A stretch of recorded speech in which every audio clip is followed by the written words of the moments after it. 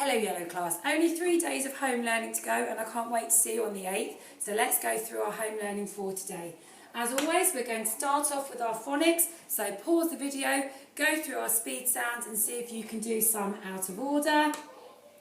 Our tricky words for this week, so let's have a look at those. So they all follow a pattern, they've got the same ending. So first of all we've got the word behind, B-E-H-I-N-D, behind. Then we have got the word mind, M-I-N-D, mind. Then we've got the word kind, K-I-N-D, kind.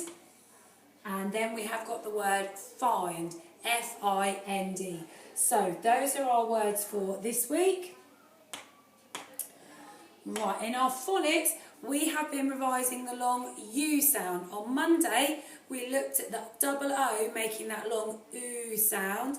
Yesterday, we looked at the split vowel digraph, the U and the E, where a naughty little consonant had come between them. And we looked at the UE, which comes at the end of words where a consonant hasn't come between them. Today, we are looking at the EW, which also makes an U sound. And phase 5, you should find some activities on Phonics Play for that EU sound. Okay, so have a go at those and have a go. You've got some words on your sheet that you can have a go at reading. There are activities on Spelling Shed. There's activities for the long U, the two O's, the long oo sound, the UE split vowel digraph, the UE together, and the EW, and for our tricky words this week. Guided reading, we're monitoring and summarising. So after you've done some reading, have a think, what do we learn about? What do we learn about Sir Charlie? What do we learn about the dragon? So use what you know to try and describe what you've learnt from your reading. We've got some numbers to look at today, so let's have a look. They're a bit more complicated than last week. So let's have a look at these. You might want to pause the video to have a quick look. Think about those patterns that you can see. So what numbers do you think these are showing? Right, we're going to start here with this one. What number do you think? 14. Well done. So when we look at 14, I noticed it was 14 because I could see 5 and 5, which I know is 10. 2 and 2 is 4. 10 and 4 is 14. Oh, let's have a look here. Oh, well done. 10. So we've got 5 lots of 2. 5 2s are 10. Well done. Right, let's have a look over here. Let's see. 12. Well done. We've got 5 and 5 is 10. And 2 more is 12. Oh, need to write that up there. Right, let's have a look here now. Oh, this one's a bit more complicated. Oh, I can see a way of doing this. Shall I tell you how I've just done it? I've just realised 2, 4, 6, 8, 10. 10 and 5 is 15. Well done. Let's have a look here. Oh, what can we see? I can see 4 lots of 2. 4 lots of 2, 8. Well done. 4 lots of 2 is 8. Oh, and over here, bit more tricky. Oh, 4 lots of 3. 4 3s. Do we know that one? 3 add 3 add 3 add 3. Wow, do we know 2 3s? 2 3s are 6. 6 add 6. 12. Well done. Right, today we are looking at calculations with missing numbers. So to work these out, there are different ways that you can work all of these out. So this one, if we read the calculation, it says 15 add something equals 26. Okay, so we're looking for this number here, which is something that we would add to 15, and our total is 26. Now, how I would do this, I would think about 26, which is my total, and I would take away from 26, I take away the 15, because what I'm left with is what should go in there. So if I take off the 15, I've got 10, 11, 12, 13, 14, 15. Oh, I've got 11 left. And I can check by adding up.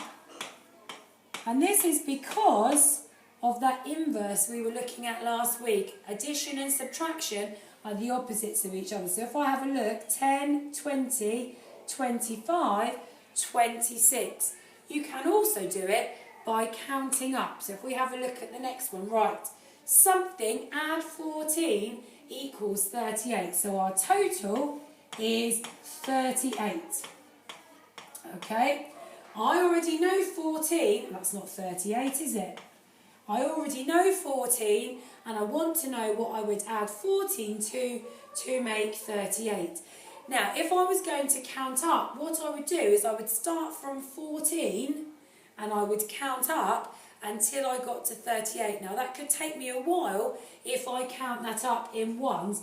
So let's try counting up to begin with. Let's try counting in 10. So if I go 14, 24, 34, 34, 35, 36, 37, 38.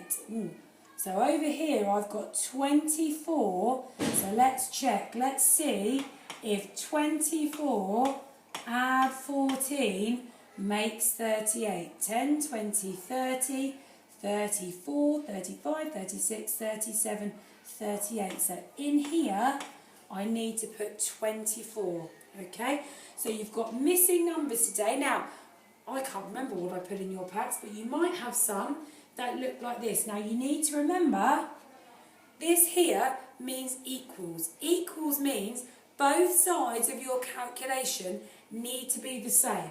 So to work out what goes here, you need to look at this calculation here, solve this to work out what goes in here. So if we have a look, we've got 13, add 15. So we should be able to do that quite easily. We've got 13 and 15.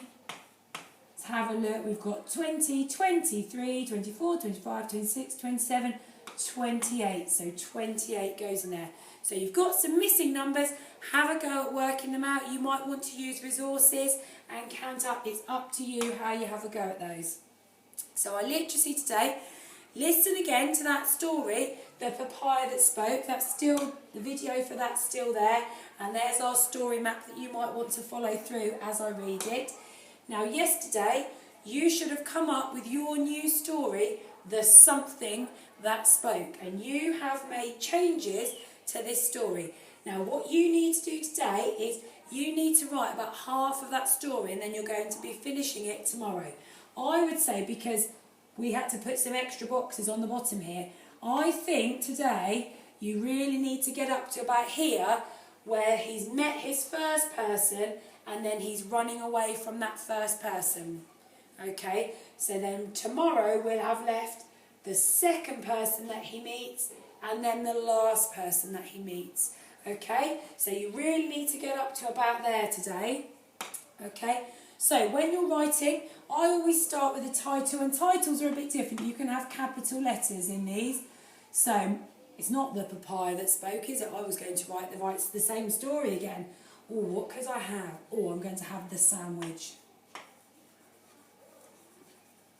So the sandwich that spoke.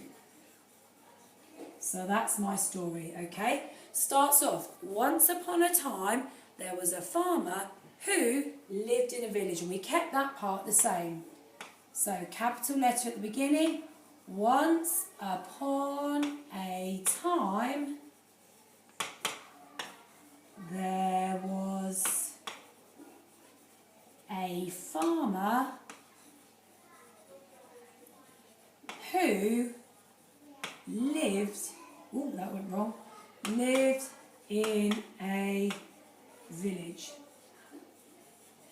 And the next part's the same as well. One day he felt hungry. So one day he felt hungry. Now, he's not going to pick a sandwich. You don't pick a sandwich off of a tree, so we're going to have to think about this because the word pick isn't going to be any good to me. So one day he felt hungry. I'm just going to say he went to get a sandwich because pick would be wrong there. So he went to get a sandwich.